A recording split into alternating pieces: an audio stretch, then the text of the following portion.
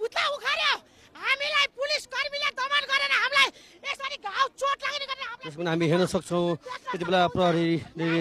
लाठीचार्ज हामी यो प्रत्यक्ष रूपमा देखाइरहेका छौँ तपाईँहरूलाई पुलिसले हामीलाई पिटेको छ विगत 3 वर्षदेखि हामी लडिरहेको छु हामीले कसैको सम्पत्ति मागेको होइन कसैको राज्यको ढुकुटी मागेको होइन हामीले यति गरेर मागेको हो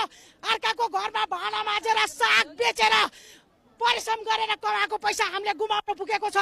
4 महिना भइसक्यो सुशीला कार्की कानमा कवास हालेर आँखामा पट्टी बाँधेर बसेको छ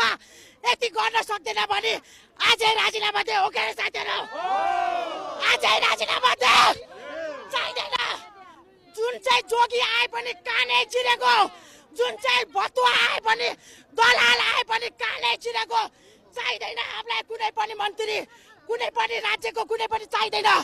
हामीले 3 वर्षमा कस्ता गृह मन्त्री आइसक्यो कस्ता सहकारी मन्त्रीहरू आइसक्यो हामीलाई चाहिएको छैन हामीलाई पुलिसले आइमे मान्छेलाई हिर्काएको छ दमन गरेको छ हामी छोड्नेवाला छैन ए सुशीला कार्की